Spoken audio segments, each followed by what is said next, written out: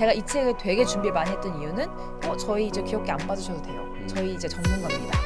MZ 세대들을 위한 전략 및 퍼스널 브랜딩에 관련된 건데 저는 앞으로 더 컬처 테크가 뜰 거라고 생각을 하거든요. 법대 교수님이 이제 인터뷰도 해주셨고 누구나 읽었을 때 이해가 될 수 있는 되게 쉽게 풀어낸 이제 인쇄가 들어가서 다음 주에 배포가 돼요. 음대생이라는 완전 서책이에요. 이게 지금 잘 안 보이는데 네.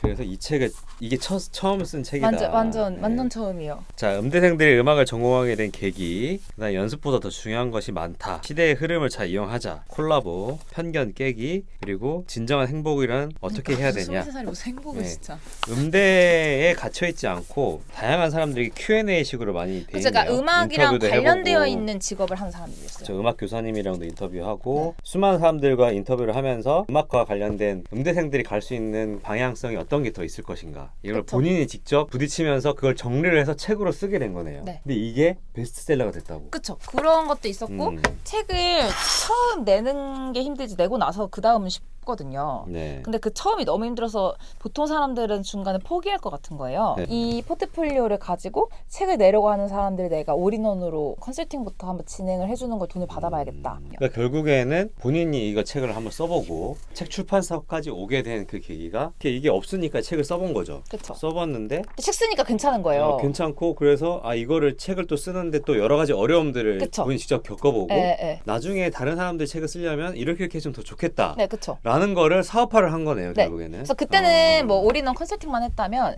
지금 이제 더 커져서 자체적으로 출판사도 가지고 있고 아예 목차 기획팀, 원고 컨설팅, 디자이너 이렇게 이제 저희 자체적 인원이 생긴 거죠. 그러면서 지금은 책 출판뿐만 아니라 여러 가지 이거저거 뭐 하는 동영상으로 하는 인터뷰나 그렇죠. 뭐 그러니까 그런 퍼스널 브랜딩 브랜딩. 관련된 걸 많이 하는 이제 거죠. 좀 더 브랜딩을 좀 더 신경을 쓰게 됐다. 제가 얘기 듣기로는 이 책을 쓰는 업체 이름이 뭐죠? 더 컬처 N이고 그 더 컬처 N 안에 이제 되게 다양한 이제 분야들이 있는 거죠. 더 컬처 N입니다. 네, 그래서 거기서 이제 N의 저희가 드림미드스라는 출판사도 그 가지고 회사에서 있고, 네. 그 지금 의원님 저희가 최근에 진행했던 분은 정치 하시는 분들도 있고, 그다음에 뭐 그 상장사 그 전문 경영 CEO 분들도 계시고, 네. 저희가 최근에 되게 큰 성형외과랑도 계약을 해서 이제 그거랑 뭐 부동산 업체 대표랑 어떻게 보면은 자기 PR에 필요한 사람들 반 그리고 자아 실현용의 자서전 반. 그리고 저희가 하네요. 그저께 상담을 했던 친구는 고등학생인데 이제 네. 해외로 대학교를 가려는 친구라 네. 자기가 해외로 그 가고 싶은 그 과에 관련된 자기의 의견을 책으로 내려고 하는 거를 어머니가 이제 컨설팅을 받고 10대부터 60대까지 다 타겟팅이에요. 저희는. 네. 근데 좀 궁금한 게 아무래도 젊고 그렇잖아요. 네.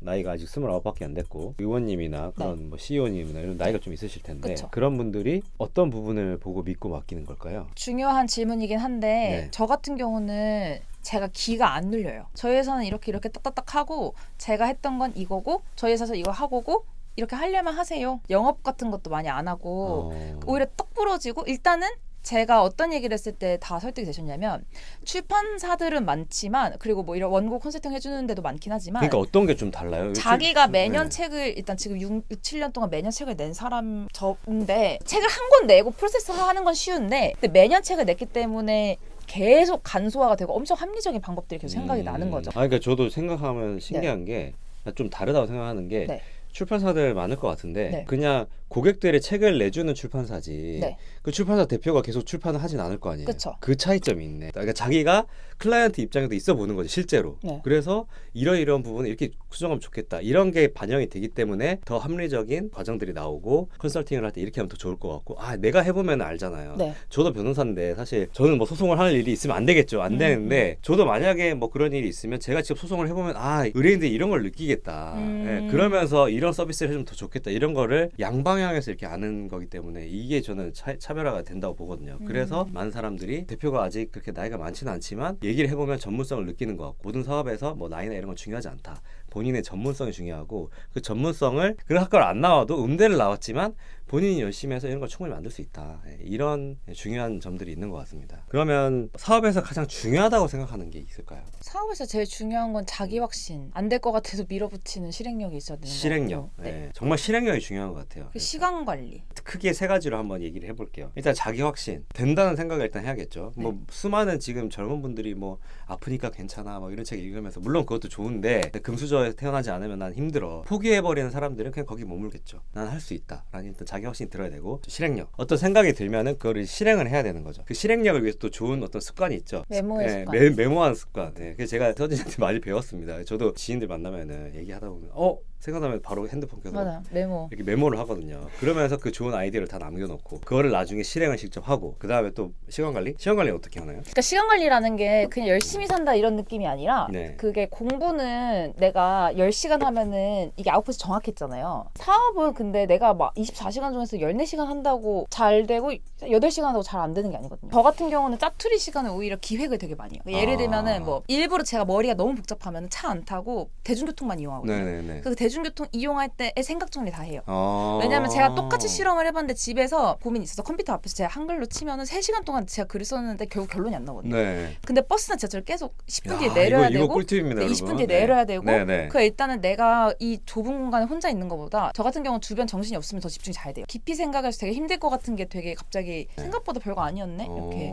그래서 아예 저는 할 거나 되게 하기 싫은 것들을 일부러 그런 짜투리 시간에 하려고 해요. 시간을 아끼려고 하는 것도 있지만 짜투리 시간에 계속 데드라인이 막 10분 뒤에 내려야 되고 아니면 카페에 갔을 때 내가 1시간 뒤에 가야 돼. 그러면은 이 1시간 동안 하는 게 집에서 그냥 10시간 동안 하는 것보다 훨씬 나을 때가 많아서 근데 저는 그래서 우선순위를 되게 빨리 정하고 이 우선순위에 따라서 이걸 언제 해야 될지를 분배를 매주 단위로 해요. 무조건 전 열심히 사는 건 좋지 않다고 생각해가지고. 네, 진짜 이거 중요한 포인트가 나왔는데, 전 독서에 이거를 한번 적용을 해봤었거든요. 업무 시작하기 전에 1시간을 내서 책을 읽으려고 하면 절대 안 읽어져. 맞아. 그래서 그때 출퇴근을 할 때 저는 예전에, 지금은 차를 가지고 다니지만 예전에는 대중교통을 타고 다녔는데 그때마다 그냥 책을 읽어봤어. 20분 30분. 생각보다 많이 읽게 되더라고요. 그런 짜투리 시간을 의도적으로 잘 활용을 하는 거. 그러면 실행력을, 제가 궁금한 건데 그 실행력이 그렇게 좋은 원천이 있을까요? 뭐 보통 사람들 뭐 나중에 하지 이렇게 하는데 저는 제가 스스로를 어떤 사람한테 말을 해요. 예를 들어 진짜 이거 대표적 예인데 제가 신간책을 준비를 작년부터 했거든요. 네. 근데 이게 사실 클라이언트들 거는 먼저 하지만 제 책은 내도 되고 안 내도 되잖아요. 그렇죠. 이게 제일 힘들거든요. 해도 되고 안 해도 되는데 나를 되게 갈아 넣어서 열심히 맞아, 살아야 되는 게 맞아. 대부분 힘들어요. 힘들지. 그래서 저 같은 경우는 아예 내가 4월 생일이니까 차라리 그때 생일 명분으로 사람들이 모이는 게 1년에 한 번밖에 없으니까 내가 이때 신간책을 생일 파티 때 온 사람들 다 나눠줘야겠다. 그래서 저는 발간일을 4월 13일을 맞춘 거예요. 그렇게 해서 주변 사람들한테 말을 하고 다니나요? 네, 그냥 나 생일 파티 이번 연도 할 건데 나 그때 내가 새로 내오는 책 나눠줄 거야. 그러니까 사람이 되게 신기한 게 제가 분명히 작년까지 준비를 했고 3월 초까지 분명히 원고를 완료했어요. 근데 내가 이제 4월에 내야 되나 하고 보니까 갑자기 고칠 게 너무 많은 거예요. 그래서 제가 진짜 거짓말 안 하고 3월 내내 잠을 안 자가면서 했거든요. 그리고 이게 1년 동안 해야 되는 게 아니라 진짜 다음 달이야. 그 막상의 그 설레임이 있어요.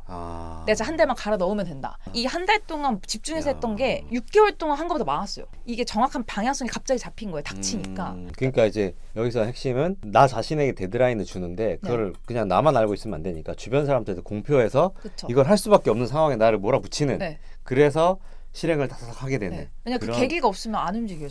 저도.